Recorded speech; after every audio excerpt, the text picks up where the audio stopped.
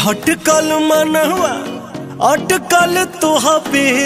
बात एगो कही त मनबू का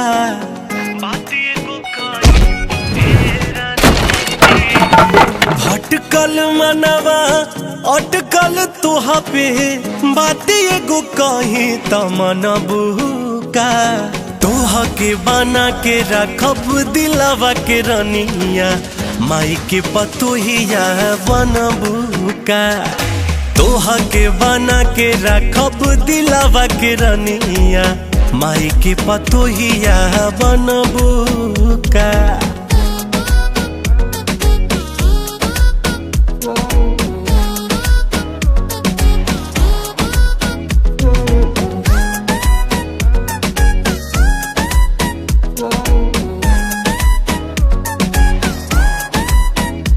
एही लगन में डेट धरवाई दी का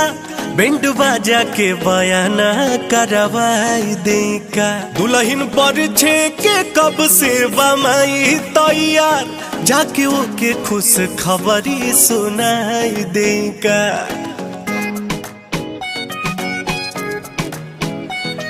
एही लगन में डेट धरवाई दी का बैंड बाजा के बयाना करवाई दी का दुल्हन पर छे के बमाई तैयार जाके ओके खुश खबरी सुनाई दी का नमवा के हमारे लगाई के सेनुरा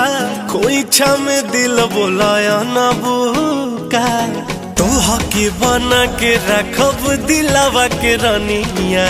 माई के पतोहिया बनबू का तोहा के बना के रखब दिलवा के रनिया माई के पतोहिया बनबू का।